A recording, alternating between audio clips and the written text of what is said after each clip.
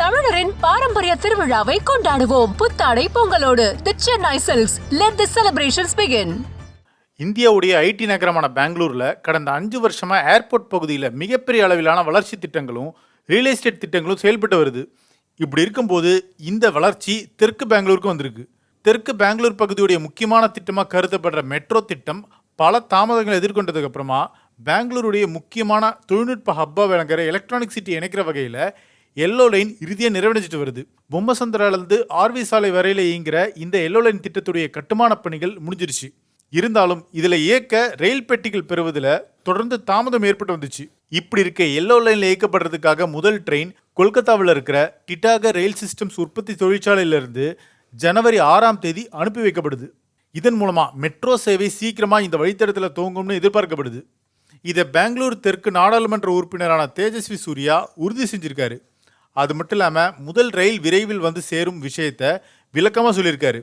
ஜனவரி 6ஆம் தேதி பெங்களூருக்கு அனுப்பி வைக்க முதல் ரயிலாக இது தயாராக போகுது.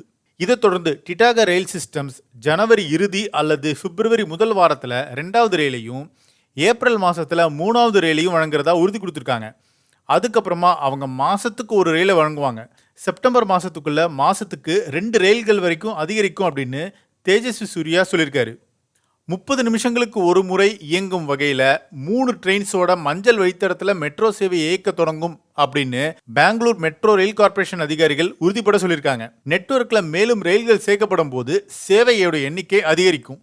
பெங்களூர் மெட்ரோ திட்டத்துக்கான ட்ரெயின்ஸுடைய உற்பத்தியில் டிடாகர் ரயில் சிஸ்டம்ஸ்க்கு தனித்துவமான சவால்கள் இருக்குது.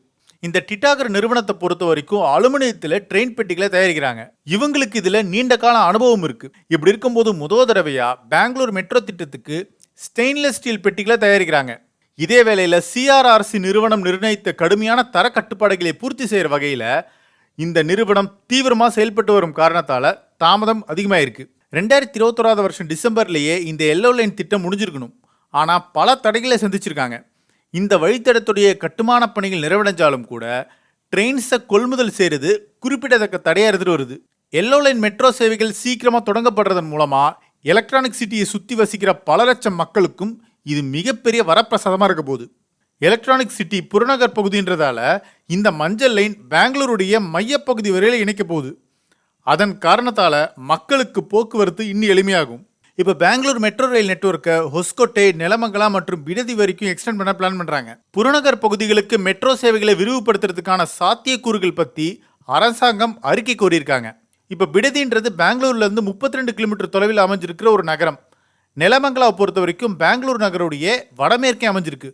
ஹொஸ்கோட்டை பெங்களூருக்கு தெற்கில் 25 கிலோமீட்டர் தொலைவில் அமைஞ்சிருக்கு. இந்த 3 இடங்களுமே பெங்களூருடைய புறநகர் பகுதியில் அமைஞ்சிருக்கு. இந்த இடங்கள்ல இருந்து பல்லாயிரக்கணக்கான பேர் வேலைக்கு பெங்களூருக்கு போகிறாங்க. அதனால் இதில் கனெக்டிவிட்டி சரியாக இல்லை, அந்த ஒரு குற்றச்சாட்டு இருக்குது. இப்போ இந்த பகுதிகள் எல்லாமே மெட்ரோ மூலமாக இணைக்கப்பட்டால் பெரும்பாலான மக்கள் பலனடைவாங்க அப்படின்னு சொல்லப்படுது. ஏன்னா இந்த மாதிரி புறநகர் பகுதியில் தமிழர்களோடு சேர்ந்து இந்தியாவை சேர்ந்த பல மாநிலத்தவர்கள் வசிக்கிறாங்க. அவங்க வேலைக்கு போகிற ஒரு இடமா பெங்களூர் இருக்குது. ஸோ சீக்கிரமாகவே இந்த மாதிரியான புறநகர் பகுதிகளை மெட்ரோ மூலமாக இணைக்க போகிறாங்க. ஸோ பெங்களூர் மெட்ரோவுடைய ஒரு முக்கியமான திட்டம் தான் இந்த எல்லோ லைன்.